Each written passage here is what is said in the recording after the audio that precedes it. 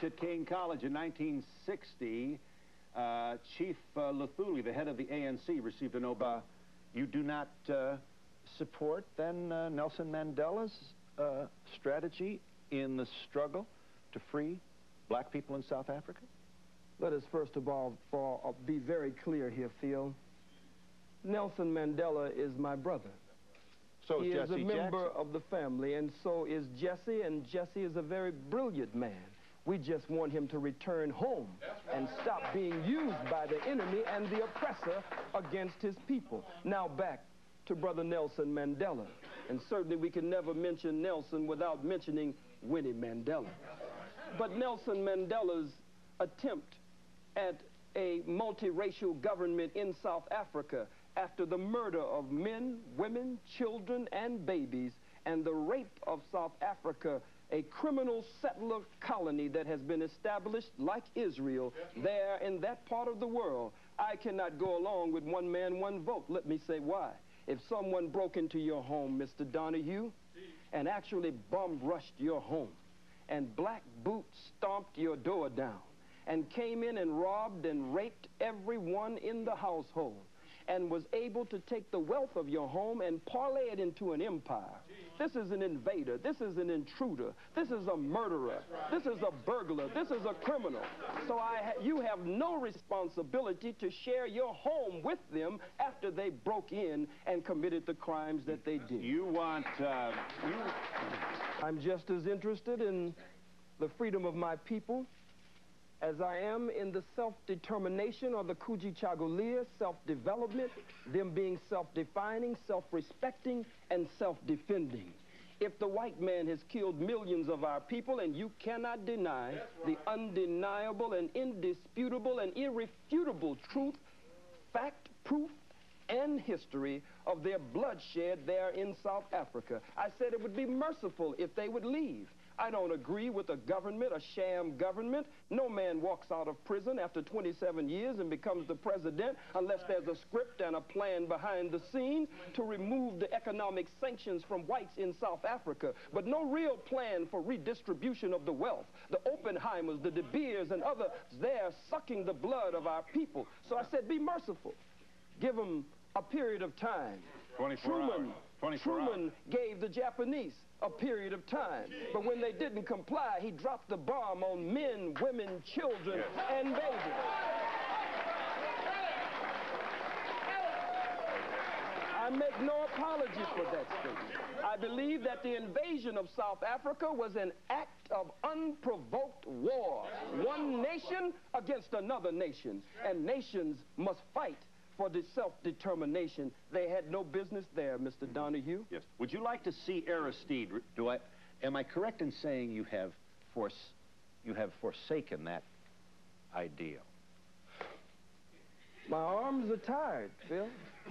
We've reached out for 500 years. Too late now. We've faced tanks. We faced water hoses and cattle prods. Vicious dogs bit the breast of black women off in those protest marches of the civil rights movement. Vicious four-legged dogs sicked on us by two-legged dogs, bit into the groin and the private parts of black men, women, and children. So, Mr. Donahue, I believe that the white man is absolutely disagreeable to live with in peace, and that no one has been able to get along with him nowhere on the face 196,940,000 square miles of the planet Earth. And so you will continue this rhetoric. You will continue and action. And action. Action. What kind of action? Strategy to affect what in the United States of America? Let's start with us. No wise general sits with a representative of the opposition to discuss battle strategy and battle plans before the entire world. I don't think that would be wise. But the mission of the most honorable Elijah Muhammad and the mission of my spiritual father, the Honorable Minister Louis Farrakhan, whom I love very much, and I want to be in that number when he takes 1 million black men to Washington, D.C. to call for reparations and justice. Their work is a work of liberation and salvation. Their work is a work to raise the mentally and spiritually dead black man and woman after we have been robbed of our names, our language, our religion, our culture, our God, our folkways, mores, and robbed of a power, the power of our own being. Lift up.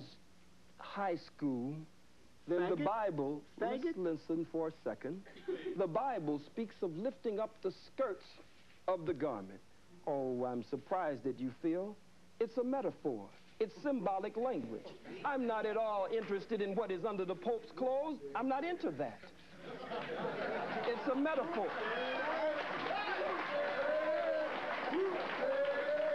Let's see what's under there. But it is a metaphor to say, let us expose the Pope, according to H. Shelton Smith, President Emeritus of Duke University, in his book entitled, In His Image, quote, the Catholic Church and the Pope were directly involved in the institution of slavery. They financed slavery and gave the okay that it was good business to sell Africans. Lift up the skirts of his garment so that we can see the shame and reveal what has been hidden. But it has nothing to do with sexuality whatsoever. Well, what do you suspect has been hidden? I believe that it has been perpetrated before the world. And why would we want to lift up his skirt to discover what it might be? Well, we're saying lift up the skirt again. I don't believe you're missing what I'm saying. Well, lifting up the skirt again, as the scripture says, raising the skirts of the garment. I'll say it once more for you, and only once more. Has to do with revealing the history, the hidden history. When you lift up someone's garments, then you show their shame. You show up their private parts, that which they normally hide from the rest of the world. I'm not dealing with organs under the garment. I'm dealing with the organ of slavery and those parts that have been kept private from the masses of the people. We are in New York City with Khallid Muhammad, and we'll be back in just a moment. The hook-nosed, bagel-eating, locks-eating, imposter perpetrating a fraud, Johnny-come-lately, just crawled out of the caves and hills of Europe, wannabe Jew.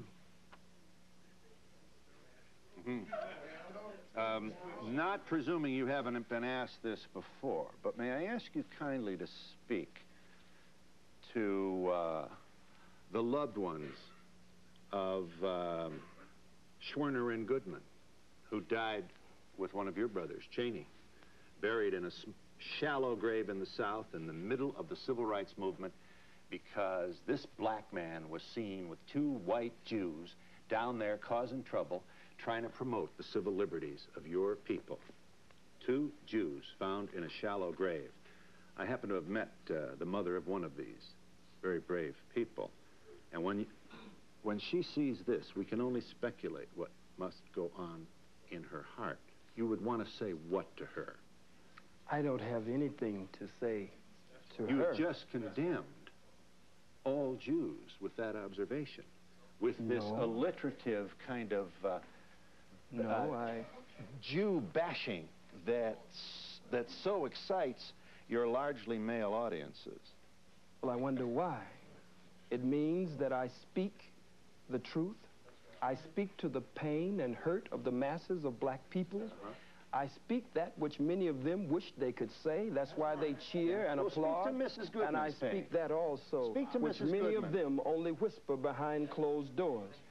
I think it is very arrogant to put this on the screen, and for you and for others to attempt to tell me, one of the Holocaust victims of the African Holocaust, displaced in the death and decadence of the diaspora of the Western world after having been robbed and raped and murdered, to tell me how to hurt.